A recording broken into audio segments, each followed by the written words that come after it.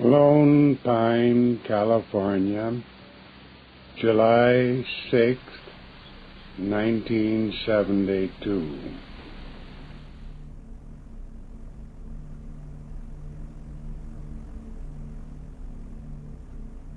We must remember that in dealing with the philosophies that grow out of spiritual realizations, there is always a question as to whether the terminology used by one writer with respect to that of another carries the same precise meaning.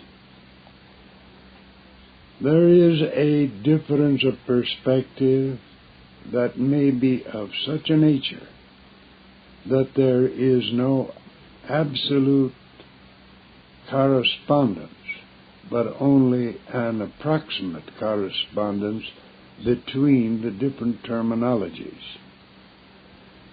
This is a point we must keep in mind when we compare the teachings originating from different sources. Our guiding thread, I believe, should be the way the terms are employed. And in that case, I do see a great similarity between this ultimate absolute reality and the absolute transcendence of Aurobindo.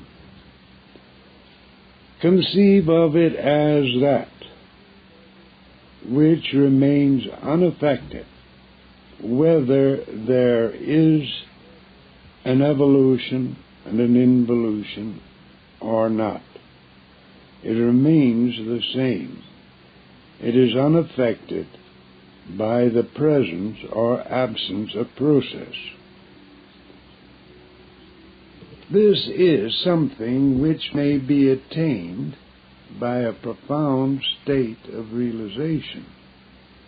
It is a kind of consciousness which stands above all process and is not affected by it. On the other hand, without this which stands above all process, there could be no process at all. It thus would seem to have an office analogous to that of the catalyst in our modern chemistry. A catalyst being a chemical substance which, by simply being present, renders possible a chemical combination which otherwise would not be possible, but which itself remains no part of the final product. We could think then of the ultimate reality as being such a catalyst, and that therefore it would be an absolute transcendence.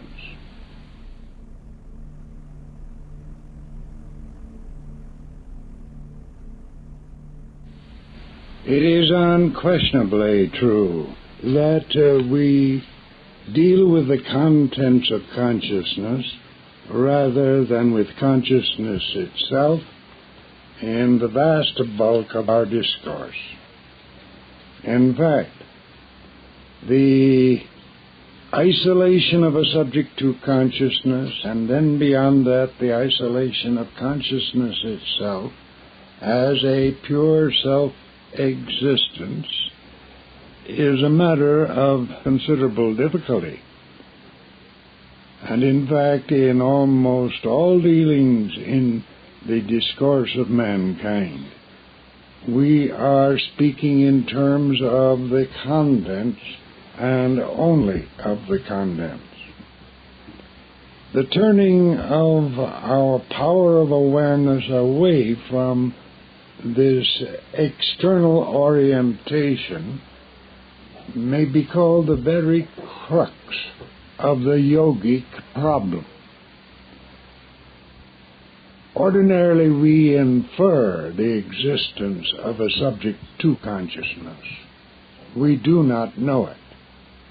But it is possible, by means of yogic process and also through the aid of self-analysis, to become acquainted with the subject as a reality which never can be an object, although a concept pointing to it can be produced, which will be a constructed object. And beyond this, at a level of a higher realization, awareness of the pure consciousness does become a possibility. It's a bringing of these elements into the field of discussion that is the very central interest of my whole philosophy.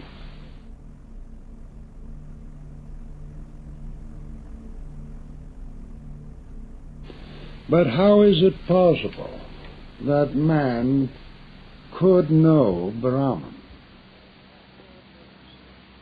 The problem at first seems a well-nigh impossible one.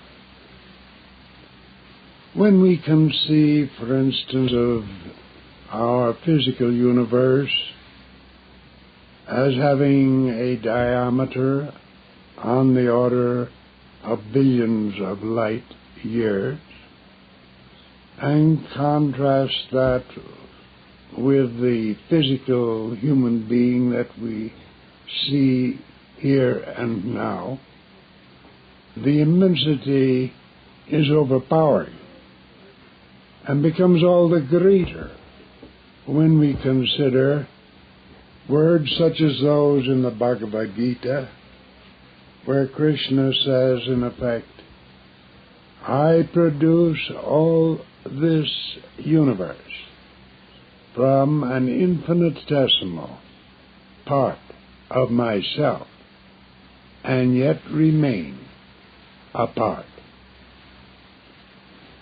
Compared to the infinite,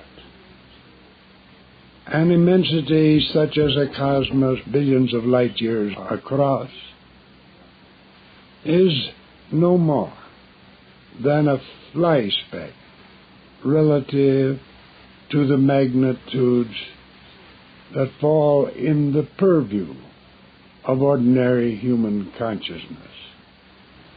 In fact, the image of the fly speck is far too large when we make a comparison with the infinite. If we measure man simply by what we see empirically here, it all seems an impossibility. But we are here confused by an appearance. Conceive of man as a microcosm reproducing the macrocosm. And this conception may be extended to all creatures whatsoever, not only to man. Then that microcosm participates in the very infinity of the macrocosm. And the microcosm is derived from the macrocosm and shares in the infinity of the macrocosm. I've dealt with this problem elsewhere using a mathematical symbolism. Now, man can know Brahman only because, in reality, though generally unknown to him, he is Brahman already.